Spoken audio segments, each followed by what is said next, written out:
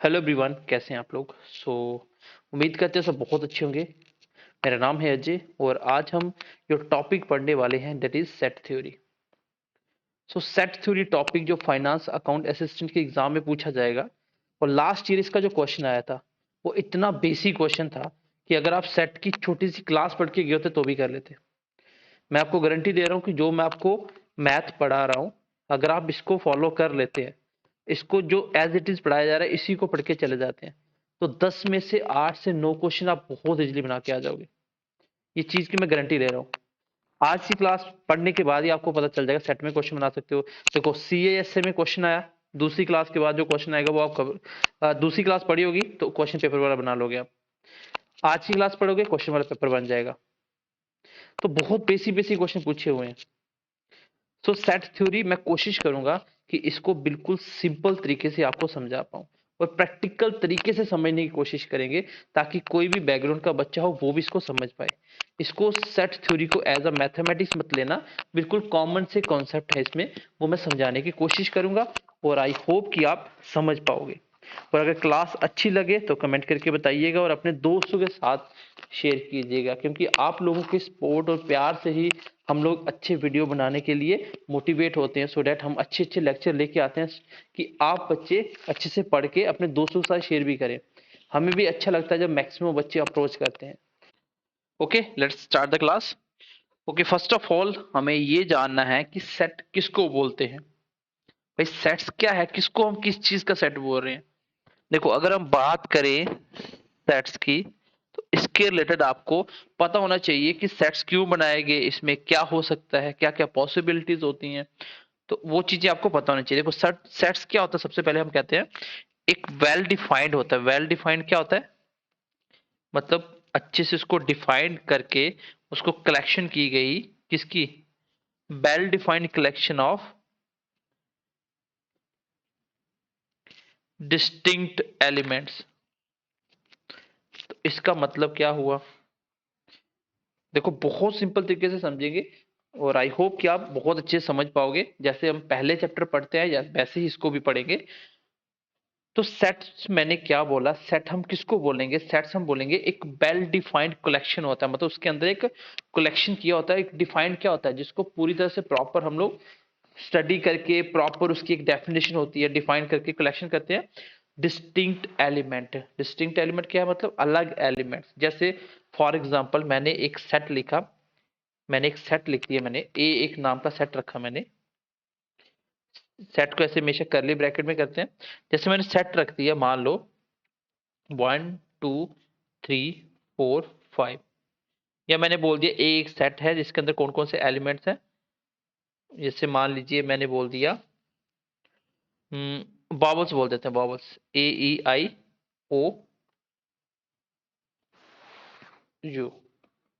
तो ये एक सेट है। अब वेल डिफाइंड क्या है, मैंने अच्छे से पहले डिफाइन किया कि एक सेट है जिसके अंदर खाली वॉबल्स होंगे। तो वॉबल्स मतलब मैंने एक डिफाइंड किया तो वही ये एलिमेंट्स आएंगे। सबसे पहली बात, ये पूरी तरह से डिफाइंड होते हैं, एक वर्ड को दो बार नहीं लिखते। हम एक सेट्स को ऐसे नहीं लिख सकते। जैसे मान लो इसी को कोई कहे तो ऐसे लिख दो कि ए दो सेट मिलाए गए हैं, उसमें भी आई था इसमें भी, तो आई को दो बार लिख दिया। तो ऐसा नहीं है, यहाँ पे क्या होना चाहिए, डिस्टिंक्ट एलिमेंट। इसको एक ही बार लिखना होता है सेट के अंदर। तो इसका मतलब होता है डिस्टिंक्ट, वेल डिफाइंड होता है ये। तो आई होप ये समझ पाए होंगे आप कि सेट में वेल डिफाइंड क्या होते हैं, एलिमेंट्स होते हैं, collection of well defined elements होते हैं। दूसरी चीज, इसको पहला पॉइंट हो गया। एंड सेकंड पॉइंट हम क्या करते हैं, it is denoted bye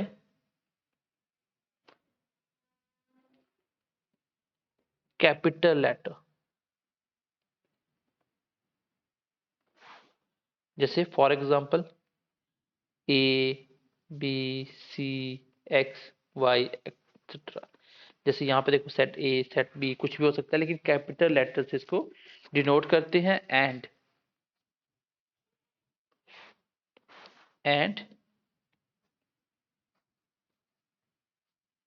enclosed by curly brackets.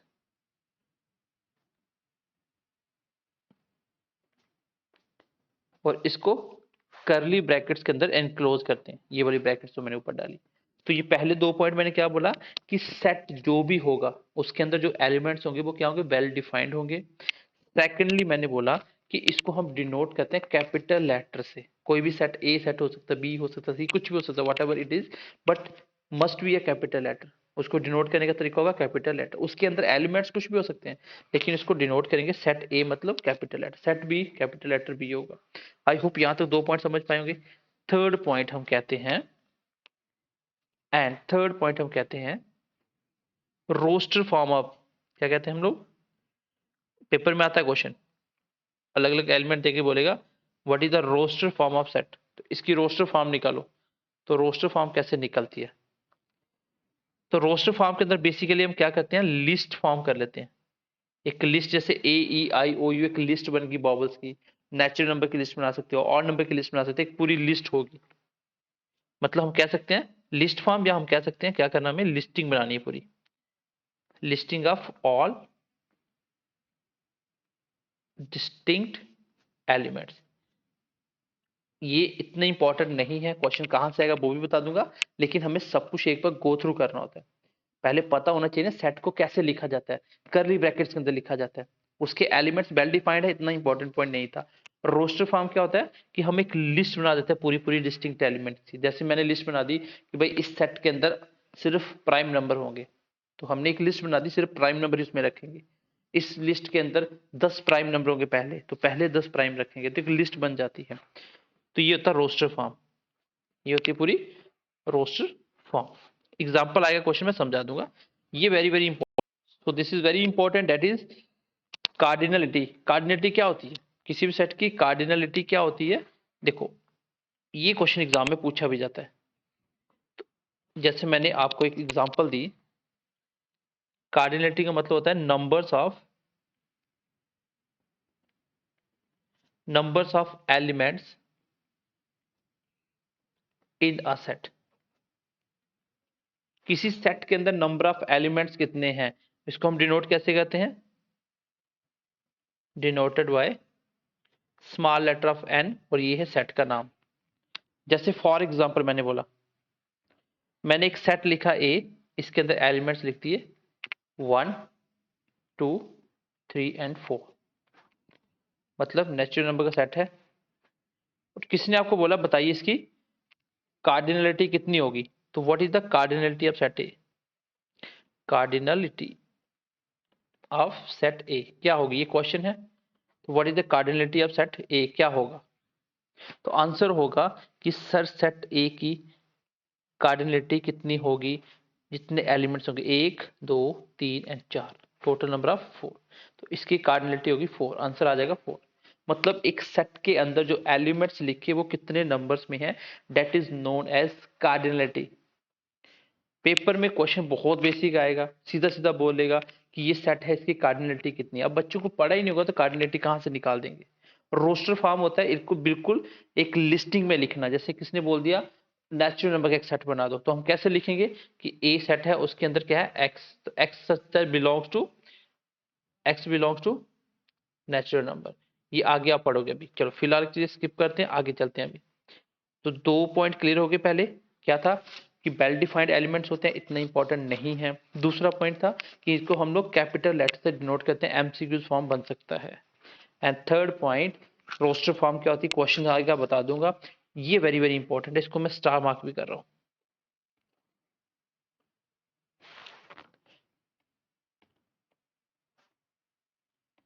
समझ आ गई सबको, ओके नेक्स्ट देखते हैं।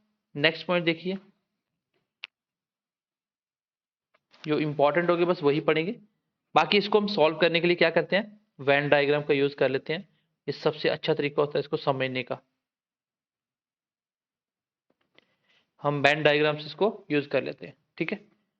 तो हम बोलते हैं कि इसको हम क्या करते हैं,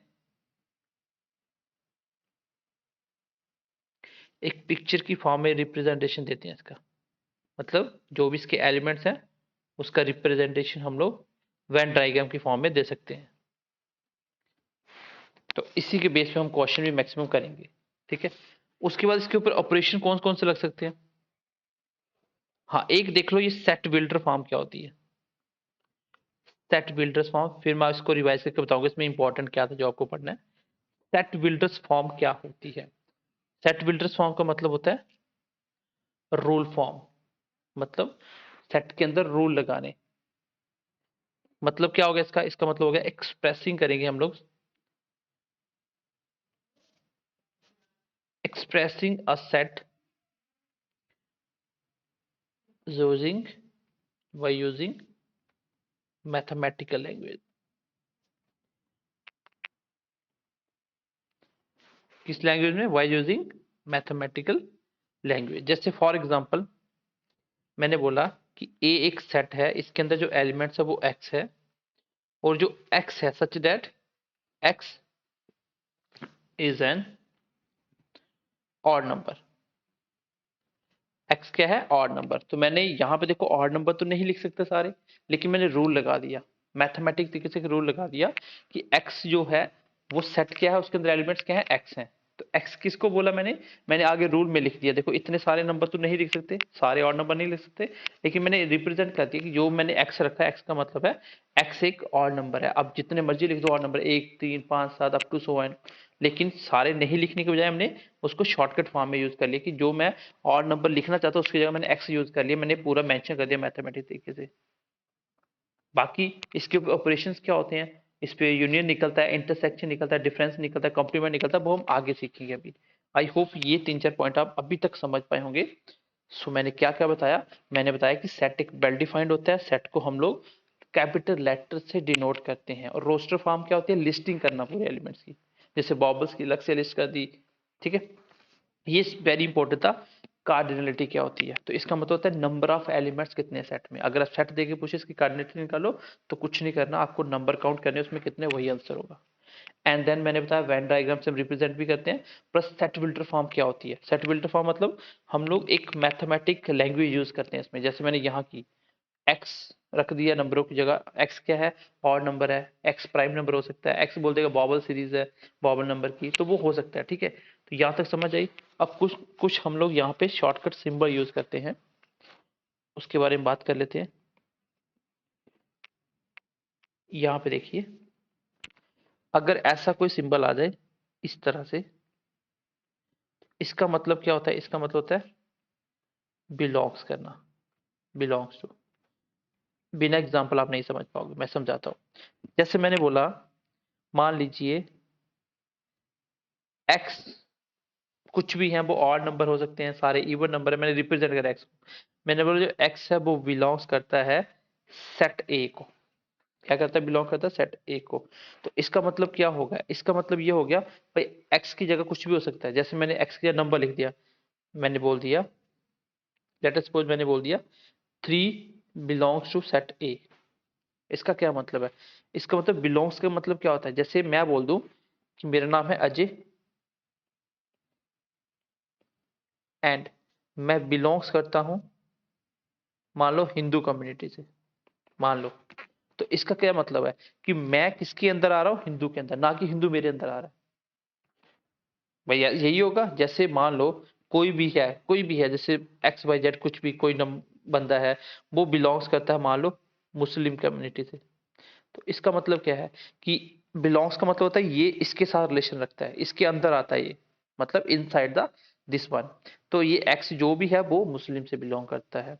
जैसे मान लो मेरा एक, मैं घर के एक कमरे में रहता हूँ, जो मेरा रूम है, मैंने बोला मेरा रूम है वो बिलोंग्स करता है मेरे घर को। मेरे घर में 10-12 मान लो 20-25-30 जितने भी कमरे मान लो हो सकते हैं, तो उसमें से मेरा भी एक कमरा है रूम 1। मैंने बोला जो मेरा रूम 1 है वो मेरे सेट ए से बिलोंग करता है। सेट ए मतलब जिसमें सारे कमरे हैं, उसमें से एक मेरा भी कमरा है। तो देखो यहाँ से मतलब समझाने का ये है कि सिंपली ये चीज होती है पहले वाली, ये इसके अंदर होती है। जैसे मैंने बोला एक्स बिलोंग्स टू ए, तो what is the meaning of that? That means कि जो एक्स है वो ए के अंदर आता है। एक्स जो कमरा है वो इसी पूरी बिल्डिंग के अंदर है, ये पूरी बिल्डिंग है उसके अंदर ये चीज आती है, इसका मतलब होता है बिलोंग्स। आई होप समझ पाए होंगे। चलिए अगर मैं बात करूं, पहला एक्सप्रेशन हो गया बिलोंग्स वाला। दूसरा हम यूज करेंगे नॉट बिलोंग्स। इसका मतलब क्या है? Does not belongs. समझ आई बात की? मतलब कि मैंने बोला मान लीजिए 1 और 2 एलिमेंट्स हैं, ये बिलोंग्स नहीं करते सेट ए में। डेट मीन्स कि ए सेट जो भी होगा, जैसे मान लो 3 5 7 9 कुछ भी ये सेट है, ये नंबर थे, क्या इसमें एक और दो आ रहा है? नहीं आ रहा ना, तो मैंने क्या बोला, एक और दो ए के साथ बिलोंग्स नहीं करते क्योंकि ए में थे ही नहीं। तो ए के अंदर जो होगा मतलब वो उसको बिलोंग्स कर रहा होगा। बट लेकिन ये क्या है, डज नॉट बिलोंग है। तो समझ जाए डज नॉट बिलोंग का क्या मतलब होता है, जो उस सेट में नहीं होते। और ये जो साइन होता है ये वाला, ये डॉट डॉट, इसका मतलब होता है सच डैट। जैसे मैंने अभी ऊपर यूज किया था कि मान लीजिए एक सेट है x belong to a, set belong to x, और x सच डैट, x क्या है आगे एक्सप्लेन किया उसको, such that x is an odd number. तो सच डैट का मतलब ये होता है। और फोर्थ नंबर पे इस तरह से उल्टा a बनाया हो तो इसको क्या बोलते हैं, फॉर ऑल, मतलब सब कुछ बिलोंग करता है। तो आई होप ये 4 पॉइंट छोटे छोटे समझ पाए होंगे। यहां तक मैंने क्या बताया कि ये सिंबल्स आपको पता होना चाहिए। इसका मतलब होता है बिलोंग्स करना। बिलोंग्स करना क्या होता है, पहली चीज किसको बिलोंग करिए, ए को, मतलब ए के अंदर पहली चीज सारी की सारी इंक्लूड है। डज नॉट बिलोंग का मतलब नहीं करती, सच डैट, और यहाँ पे मैंने बता दिया फॉर ऑल का मतलब क्या होता है। यहाँ तक क्लियर है। चलिए आगे बढ़ते हैं, थोड़ा सा रिप्रेजेंटेशन ठीक लेते हैं, फिर हम थोड़े प्री डिफाइंड सेट पढ़ेंगे। रिप्रेजेंट कैसे करते हैं, आराम से पढ़ना, नोट्स पीडीएफ आपको मिल जाएंगे बीएमसी क्लास विद अजय पे। चलिए यहाँ पे कुछ ऑपरेशन समझने की कोशिश करना, यहाँ से आपको सेट बहुत अच्छे से समझ आना शुरू हो जाएगा। अभी तक हमने जो भी पढ़ा इसमें कुछ भी नहीं था इंपॉर्टेंट, अभी जो पढ़ रहे ये इंपॉर्टेंट है। सबसे बेसिक बात, एक होता है यूनिवर्सल सेट,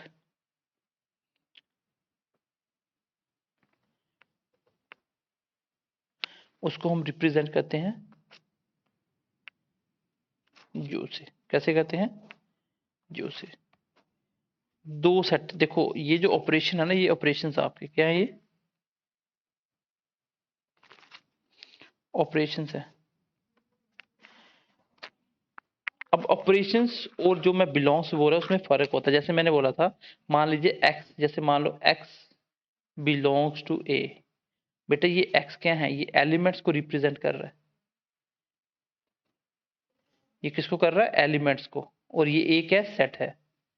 लेकिन जो ऑपरेशंस लगते हैं ना, ऑपरेशंस लगते हैं वो दो सेट के बीच में लगते हैं। जैसे मैंने यहां बोला ए यूनियन बी, ये भी एक सेट है, ये भी एक सेट है, और ये क्या है, ये ऑपरेशन लग रहा है इसके अंदर। ऑपरेशन कैसे लगता है, ऑपरेशनल।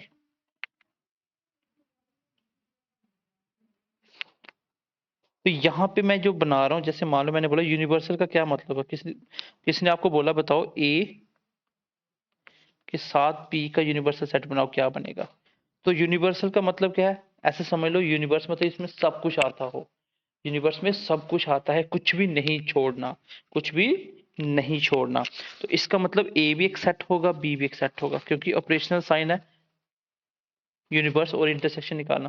तो इसमें आपको ए और बी दोनों को कंबाइन करके यूनिवर्स कैसे लिखते हैं, एक सेट कंबाइन बनाना है, जिसमें क्या करना है, किसी को भी नहीं छोड़ना, सब कुछ डालना है। जो इसके अंदर एलिमेंट है इसके सब एक साथ लिखने हैं, लेकिन डिस्टिंक्ट एलिमेंट लिखने हैं। डिस्टिंक्ट का मतलब वो अलग सिंगल एलिमेंट होना चाहिए, डबल नहीं लिखना। एक आ गया समझो उसमें है, देखो पहले सेट क्या आ जाएगा, 3 4 5 6।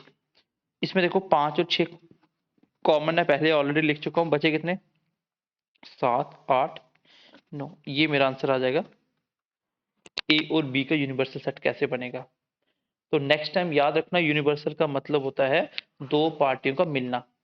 एक पार्टी के सारे एमएलए, दूसरी पार्टी के सारे एमएलए, और बीच में एक एमएलए दोनों साइड रिश्ते रखता था, तो उसको एक ही बार काउंट करना है। ठीक है, जैसे ए पार्टी है, एक बी पार्टी है, दोनों को मिलाना ही और सारे एमएलए एक साथ डाल देना बीच में, तो समझ जाना वो क्या है, यूनिवर्सल है। तो एमएलए यूनिवर्सल हो गए।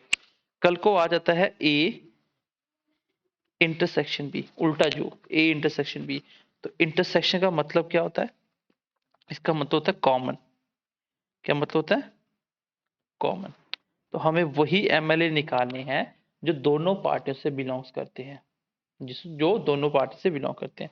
तो यहाँ पे कॉमन क्या आ जाएगा, ओनली 5 एंड 6। तो इंटरसेक्शन कैसे निकला, समझ आई बात की। देखो इंटरसेक्शन निकालने का मतलब होता है दोनों पार्टी में कॉमन वाला लेना। जब भी कभी पेपर में इंटरसेक्शन निकालना पूछ, तो आंसर क्या होगा, दोनों पार्टी में कॉमन वाला लेना। और जब कभी भी यूनिवर्सल पूछे तो सब की सब इंक्लूड कर देना, all the elements include to the universal set. लेकिन एक एलिमेंट्स को रिपीट नहीं करना है, एक एलिमेंट्स को रिपीट नहीं करना है। जैसे 5 और 6 मैंने लिख दिया था, अब 2 बार लिखने की जरूरत नहीं है, क्योंकि हमें चाहिए डिफाइंड डिस्टिंक्ट एलिमेंट सारे के सारे। तो आई होप यूनियन और इंटरसेक्शन में आप डिफरेंस समझ पाए होंगे और दोनों में किसी भी सेट का यूनियन और इंटरसेक्शन निकाल पाओगे। Is that clear to everyone? एक छोटा सा क्वेश्चन दे रहा हूं, मान लीजिए क्वेश्चन है, एक ए सेट है, उसके एलिमेंट्स हैं M N O P Q. एक बी सेट है, उसके एलिमेंट्स हैं पी ओ क्यू एल के। मुझे आपको ए यूनियन बी भी बताना है एंड ए इंटरसेक्शन बी भी बताना है। दोनों क्वेश्चन करके बताने हैं, इसके आंसर क्या आएंगे कमेंट सेशन में बताना है, बाकी नोट्स में आपको इसका आंसर मिल जाएगा। ठीक है, तो आपको अभी तक मैंने इस स्लाइड में एक इंपॉर्टेंट बात बताई कि किसी भी सेट का यूनिवर्सल कैसे निकालते हैं। मतलब एक पार्टी ए है, उसके अंदर कौन कौन है, ये सारे एमएलए उसके, ये बी के एमएलए सारे, दोनों का यूनियन निकालना हो तो टोटल एमएलए लिख दो, that is known A union. दोनों को इंटरसेक्शन पॉइंट निकालना हो, डेट मीन्स की सिर्फ कॉमन वाले, तो जो कॉमन है वही लिखो, बाकी सारे खत्म। तो दोनों में यूनियन और इंटरसेक्शन निकालोगे, ये क्वेश्चन का आंसर मुझे कमेंट में करके बताओगे। ओके, नेक्स्ट बढ़ते हैं आगे, पॉइंट देखते हैं क्या इंपॉर्टेंट पॉइंट आगे। अब हम देखेंगे किसी एलिमेंट्स को हम वेन डायग्राम में कैसे रिप्रेजेंट करते हैं। जैसे मुझे ए सेट है, बी सेट है, इसका यूनियन इंटरसेक्शन आप सारे बच्चे निकालोगे आई होप। लेकिन इसको हम सीखने वाले हैं कि हम इसको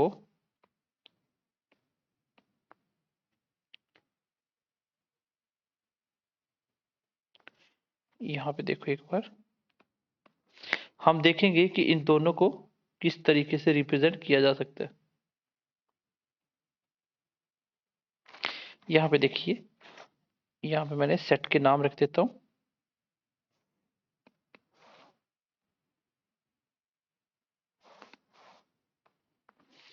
ये मेरा सेट है कौन सा, ए वाला, and this one is B. अच्छा, ए के एलिमेंट कौन कौन से हैं, 1 2 3 4, तो ये बीच में दोनों का कॉमन है। तो हम वेन डायग्राम में किस तरीके से रिप्रेजेंट करेंगे, पहले बीच का कॉमन पार्ट है, तो बी में कॉमन क्या है, इसमें 3 4, इसमें 3 4, डेट मीन्स की 3 और 4 तो मैं यहां लिख दूंगा। So I can write 3 and 4 here. And A में कौन कौन आ बाकी, 1 and 2, 3 4 ऑलरेडी आ गया। देखो अगर मैं बी को भूल जाऊं फिलहाल, तो ए ये कंप्लीट दिख रहा है आपको, यहां तक ये वाला सारा ये दिख रहा है आपको। तो इसमें ए में क्या क्या दिख रहा है, 1 2 3 4 आ गया कंप्लीट। बी को नहीं देखो, आप सिर्फ ए को देखो, तो 1 2 3 4 आ गया। अच्छा आगे देखो, अब बी में क्या है, 3 4 ऑलरेडी लिख दिया, आगे क्या बचा, 4 5 6 and 7। तो वेन डायग्राम क्या होता है, बेसिकली हम लोग सर्कल की फॉर्म लेके अलग अलग एलिमेंट्स को यहाँ लिखने की कोशिश करते हैं। अगर आपको वेन डायग्राम समझ आ गया तो क्वेश्चन बहुत इजी हो जाएगा, क्योंकि वेन डायग्राम से क्वेश्चन बहुत सिंपल बनता है। तो कॉमन पार्ट कैसे लिखते हैं वो भी समझ आ गया। देखो यहाँ देखते ही आंसर मिल जाएगा। कोई पूछे मुझे बताओ कि इंटरसेक्शन क्या होगा आंसर, तो जो कॉमन आ रहा है वही इंटरसेक्शन। ये 3 और 4 क्या इंटरसेक्शन है, यूनियन में सारे टोटल काउंट कर दो, तो इसमें एक ही बार लिखा 3 और 4 को। तो इस तरह से हम रिप्रेजेंट करते हैं। अब कुछ और भी तरीके होते हैं चीजों को रिप्रेजेंट करने के, जैसे मान लो ये क्या है मेरा,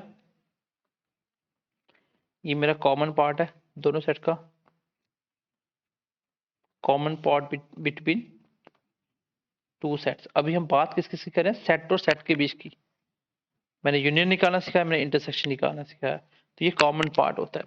अब जैसे एक और एग्जांपल से मैं आपको समझाने की कोशिश करता हूँ, एक extra point. And let us suppose कि हमारे पास एक सेट है जिसका नाम है ए सेट है। इसके जो एलिमेंट्स हैं वो मान लीजिए, वो एलिमेंट्स मान लीजिए 1 and 2 है। एक बी सेट है, उसके एलिमेंट देखिए 1 2, मान लीजिए 1 2 3 and 4 है। कल को किसी ने आपको बोल दिया कि इसको किस तरह से रिप्रेजेंट करोगे, तो मैंने क्या बोला, ए सेट और बी सेट में ध्यान से देखिए, इसको हम लोग वेन डायग्राम से बनाने की कोशिश करते हैं। पहले हम देखें वेन डायग्राम इसका।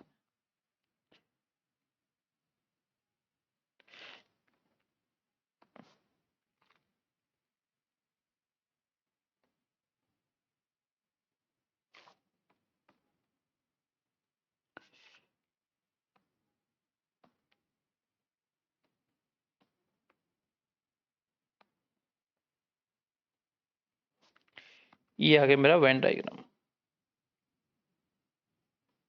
ओके, यहां पे ध्यान से देखिए, मान लीजिए, देखो मानना क्या है, साफ साफ दिख रहा है कि जो ए सेट है वो बी के अंदर कंप्लीट है। यहाँ पे देखो ए सेट है, बी के अंदर कंप्लीट नहीं था, नहीं था तो अलग अलग डायग्राम बना। अब ए है बी के अंदर पूरा है, तो मैंने ए के अंदर बी बना ली। ये मान लीजिए ए है and this one is B, उल्टा हो गया, दिस वन इज ए, ये बाहर वाला बी होगा एंड अंदर वाला सेट ए है। अब ए के एलिमेंट कौन से, 1 एंड 2, और बी के, ए को भूल दो, ये नंबर देखो किसके अंदर आ रहा है, बी के अंदर लिखे हैं। बी के एलिमेंट है 1 2 3 एंड 4। अब इसको रिप्रेजेंट करने का तरीका क्या होगा, अगर कोई सेट दूसरे सेट के अंदर कंप्लीट आ रहा है, मतलब मान लीजिए ए के जो एमएलए हैं, जो बड़ी पार्टी उनकी बी उसी के अंदर है, वो आते हैं, उन्हीं के वो एमएलए हैं, सिर्फ अलग से दूसरी जगह रह रहे हैं। ऐसे नहीं समझ के ऐसे समझ लो, अगर ऐसे नहीं समझना तो आप इसको ऐसे समझ लो कि मान लीजिए एक घर के 2 कमरे हैं और वो दोनों कमरे किसके अंदर है, बड़ी बिल्डिंग बी है, मेन घर बी है, उसी के अंदर एक छोटा घर भाई को डिवाइड करके दे दिया, तो उसके 2 कमरे दे दिए, लेकिन पूरी बिल्डिंग बी है। तो ए पूरा की पूरा बिलोंग्स कर रहा है बी के अंदर, मतलब ए टोटली बी के अंदर आता है। तो इसको रिप्रेजेंट करने का तरीका मैं आपको सिखाना चाहता हूँ। मैं बोलता हूँ ए जो है सेट नंबर ए, ये ए क्या है, सेट है। तो ए क्या है, सेट है।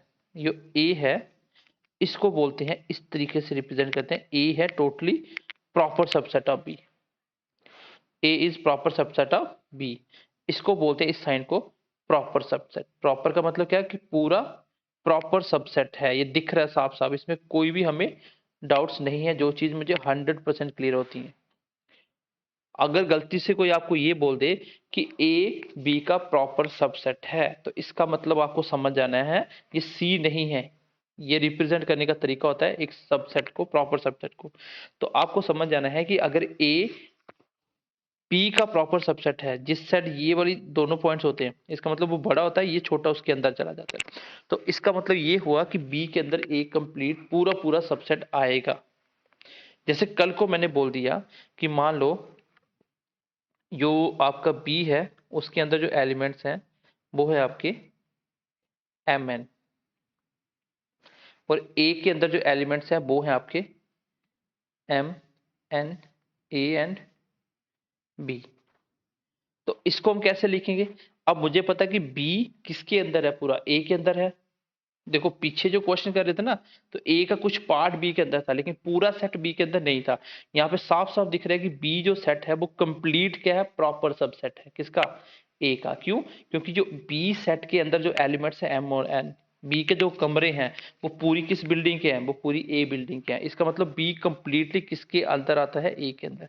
इसको बोलते हैं प्रॉपर सबसेट, इसको बोलते हैं प्रॉपर सबसेट। तो प्रॉपर सबसेट की इसकी मुझे अगर डायग्राम बनानी होगी तो कैसे बनाएंगे सर, बहुत इजी है। कैसे, एक सेट लिया,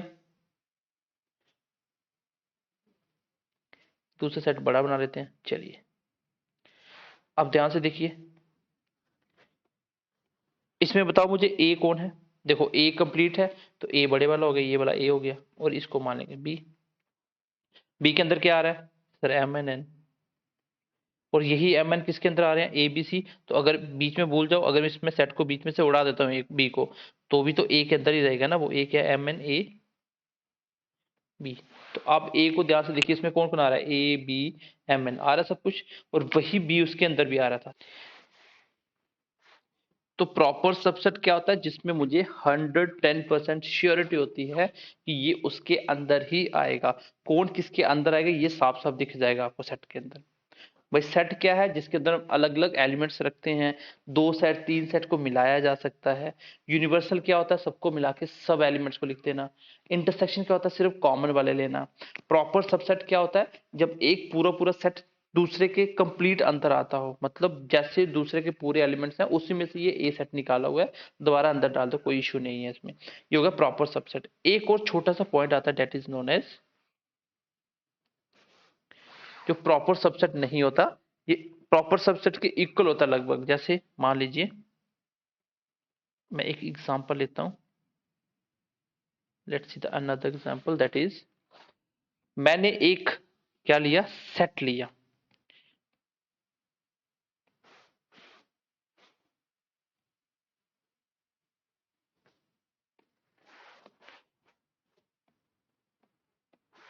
ये मैंने एक सेट ले लिया, ठीक है।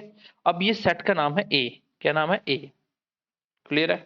अब ए के एलिमेंट्स कौन कौन से हैं, मान लीजिए ए के एलिमेंट्स है 1 2 3 4 एंड 5। दैट मीन्स कि ए के जो एलिमेंट्स हैं वो है 1 2 3 4 एंड 5, ऐसे रिप्रेजेंट करेंगे। अब एक और सेट दिया बी, उसके भी एलिमेंट है मान लीजिए 1 2 3 4 एंड 5।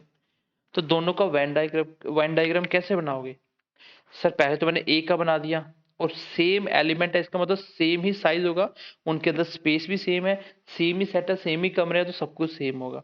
तो दूसरा सेट बनाना होगा तो वो है तो सब कुछ सेम है ना, तो दूसरा सेट भी लगभग इसी के ऊपर बन जाएगा। अगर मैं दूसरा सेट बनाना चाहूं तो मैं बोलता हूं दूसरा सेट भी इसी के ऊपर बन जाएगा।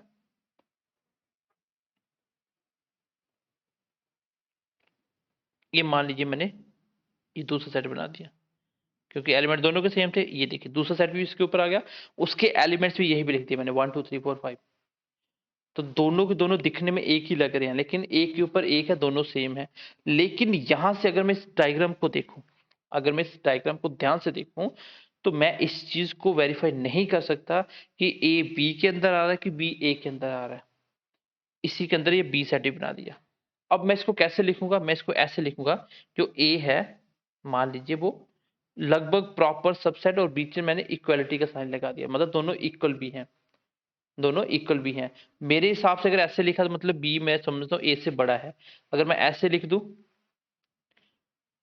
तो हमें जिसको सबसेट बताना उसको पहले लिखना होता है। ऐसे भी लिख सकता हूँ बी किसका सबसेट, प्रॉपर सबसेट है, इक्वल टू के बराबर ए, ऐसे भी लिख सकता हूँ। तो एक ही बात है, लेकिन इक्वलिटी का साइन कब लगता है, जब मैं 110% श्योर नहीं होता हूँ कि कौन किसके अंदर आ रहा है। तो दोनों एक जैसे हैं ना, कोई भी किसी के ऊपर भी हो सकता है, तो इसलिए मैंने इक्वलिटी का साइन लगा दिया, मतलब ए के एलिमेंट पूरे की पूरे बी के अंदर हैं। ये प्रॉपर सबसेट है, प्रॉपर के लिए ये इक्वल टू का साइन नहीं लगता, लेकिन ये इक्वल भी है, मतलब प्रॉपर और इक्वल है। समझ आई बात की कि कैसे रिप्रेजेंट करने का हमें तरीका होता है ये।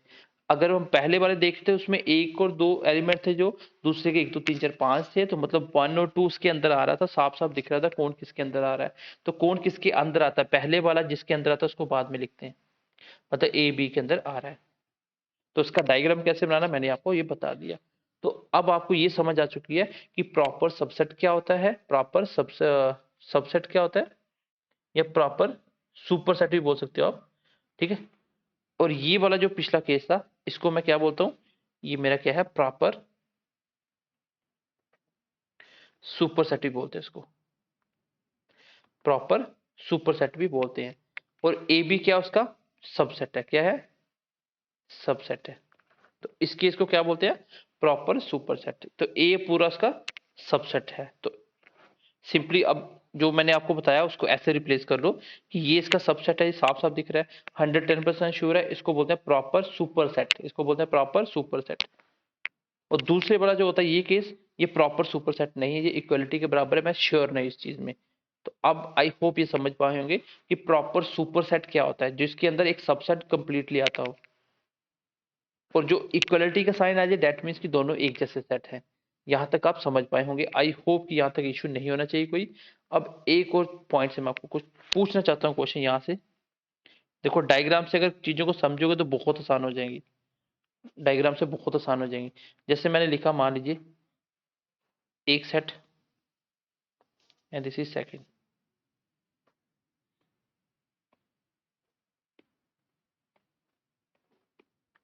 ये दो सेट है, ठीक है, दो सेट है। अब इसमें मैंने पहले वाले में क्या लिखा कि ये मान लीजिए आपका क्या है, ये एक्स है, कैपिटल लेटर है, सेट का नाम एक्स, ये मेरा बाई सेट है। सेम डायग्राम एक और बनाते हैं।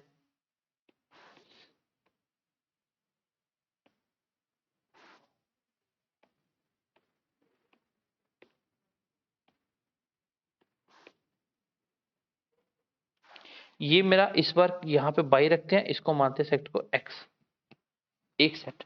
अब दोनों की कंडीशन ध्यान से समझना, यहाँ पे क्या है, अगर मैं इसमें बात करूं मैं आपको बोलूं कि यहाँ पे कौन किसके अंदर आ रहा है, इसको लिखने का तरीका क्या होगा, आप बोलोगे सर इसमें कौन किसके अंदर आ रहा है, इसमें जो एक्स है, एक्स सेट है, वो क्या है, सुपर सेट है किसका, वाई का। सुपर सेट किसका है, बाई का। क्यों, क्योंकि एक्स बाई के अंदर आ रहा है। ऐसे लिखेंगे, इसको कैसे लिखेंगे कि सर जो बाई है वो सुपर सेट है एक्स का, क्योंकि 110% साफ साफ दिख रहा है, श्योरिटी भी है और श्योरिटी भी है। इस केस में अब एक मैं यहां से रिजल्ट बताने वाला हूं, इसको समझने के लिए आपको बेसिक बहुत अच्छे से समझना पड़ा था। अब मैं यहाँ पे एक बात पूछूं आपसे, मैं बोलूं कि मुझे बताइए इसी क्वेश्चन से अगर ऐसा कुछ लिखा हो, इसका रिजल्ट क्या क्या हो सकता है। अगर मैं बोलूं ए इंटरसेक्शन बी, तो इसका आंसर क्या होना चाहिए, ए इंटरसेक्शन बी, तो इसका आंसर क्या होना चाहिए, क्या आंसर आएगा इसका भाई, ए इंटरसेक्शन बी का क्या आंसर आएगा। जैसे यहाँ पे मैंने मान लो मैं लिख दिया, फॉर एग्जाम्पल मैं समझाने के लिए लिख देता हूँ, एक्स सेट में लिख देता हूँ 1 एंड 2, ठीक है, और वाई लिख देता हूँ 1 2 3 4, ये सेट थे दोनों, जिसको मैं एक्स बोल रहा हूँ वो 1 2 है, और वाई क्या है 1 2 3 4 है। मैं बोलता हूँ अब मुझे बताओ एक्स इंटरसेक्शन वाई क्या है, एक्स इंटरसेक्शन वाई क्या है, इसको एक्स वाई लिखते हैं। अब यहां से एक्स इंटरसेक्शन वाई क्या है, निकालो इसको। एग्जाम्पल में अगर आपको यहां समझ नहीं आएगा, आप एग्जाम्पल लिखोगे अपने से निकालोगे। बताओ एक्स और वाई में क्या कॉमन है, सर 1 और 2। बेटा 1 और 2 क्या है, ए ही तो है, क्या है, एक्स ही तो है। तो नेक्स्ट टाइम अगर ऐसा लिखा हो क्वेश्चन, कैसे बोल देगा वो आपसे, चलो इसको थोड़ा सा मैनेज करते हैं।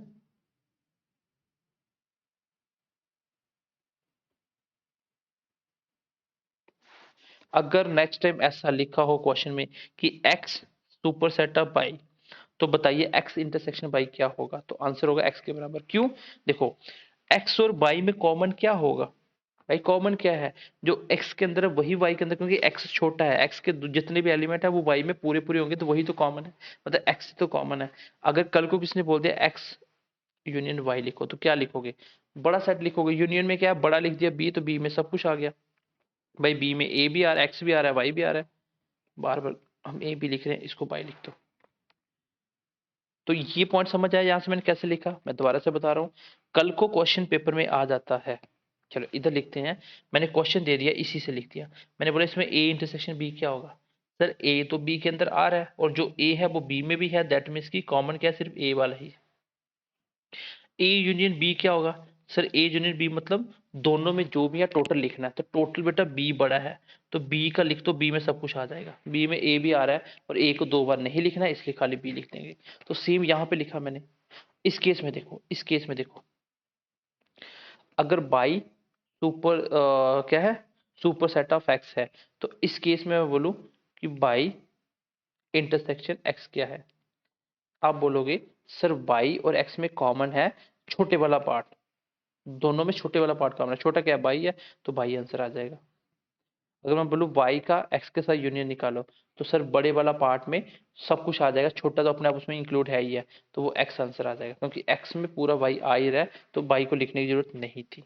मैंने एग्जाम्पल लेके प्रैक्टिकल प्रूव करके बता दिया, मैंने इसको प्रैक्टिकल प्रूव करके बता दिया। तो ये दोनों कॉन्सेप्ट आपको समझने हैं अच्छे से, क्योंकि ये छोटी छोटी चीजें समझोगे तभी पेपर में क्वेश्चन बनेगा। जैसे पेपर में जो आपका फाइनेंस में लास्ट ईयर क्वेश्चन आया था, वो भी मैं आपको थोड़ा सा बता देता हूँ, एक बार देख लो क्या वो आप कॉमन सेंस से बना सकते कि नहीं। ये देखिए प्रीवियस ईयर क्वेश्चन है, इससे बेसिक क्वेश्चन और क्या हो सकता है आपके लिए, बताओ इससे बेसिक क्वेश्चन और क्या हो सकता है।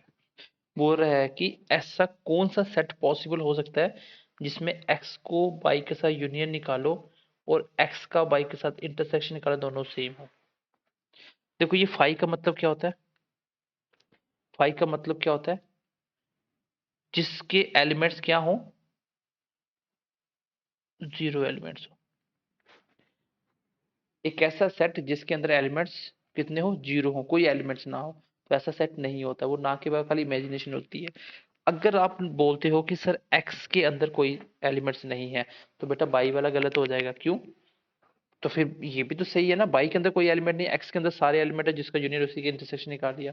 हाँ अगर मान लो एक के अंदर एलिमेंट्स जीरो हैं, दूसरे के अंदर एलिमेंट्स हैं, क्या दोनों का इंटरसेक्शन जो भी आएगा, कुछ है ही नहीं, तो इंटरसेक्शन नील आएगा। तो क्या इसका यूनियन भी नील आएगा? यूनियन तो ये पूरा आएगा, तो दोनों इक्वल तो नहीं हुए भाई, दोनों तो इक्वल नहीं हुए ना, दोनों इक्वल होने चाहिए। तो बेटा ये एक ही केस में ऐसा हो सकता है जब x के एलिमेंट y के बराबर हो। अगर पेपर में क्वेश्चन समझ नहीं आए, पेपर में क्वेश्चन समझ नहीं आए तो कुछ नहीं करना, आप एलिमेंट्स बना के देखना किस में पॉसिबल हो सकता है। देखो x और y कौन सा सेट लें? x ले हम मान लो 1 2 3 4, पहले इससे मैं इसी को प्रूव कर रहा हूँ। मैंने y भी कितना लिया? 1 2 3 4 ये लिया। बताओ x यूनियन y कितना आएगा? दोनों में सब कुछ लिख लेना है, तो डबल नहीं लिखना, तो यही लिखेंगे, डबल लिखने की जरूरत ही नहीं है। अच्छा, x इंटरसेक्शन बाई दोनों में कॉमन क्या है? यही कॉमन है, तो किस में दोनों इक्वल हुए? तो एक ही केस है। चलो एम्प्टी सेट भी देख लो क्या होता है। यू का मतलब होता है यूनिवर्सल सेट, अभी आपने देखा। इसमें टोटली एलिमेंट सब लिखने होते हैं, लेकिन रिवाइज नहीं करना होता, एक एलिमेंट को 2 बार नहीं लिखना। अच्छा, फाइव का मतलब होता है, हम लोग सेट के अंदर इसको एम्प्टी सेट के नाम से बुलाते हैं। एम्प्टी सेट का मतलब इसमें कोई भी एलिमेंट्स नहीं हो। अगर एग्जाम में आपको पूछ लिया जाए, बताओ इसकी कार्डिनलिटी कितनी आएगी, तो बताओ कितनी होगी? तो आंसर होगा 0। क्यों? क्योंकि इसमें एलिमेंट ही 0 है, तो नंबर ऑफ एलिमेंट्स कितने, वही तो होता है कार्डिनलिटी। तो आई होप समझ पाए होंगे। अब कुछ प्री डिफाइंड सेट होते हैं, प्री डिफाइंड सेट होते हैं,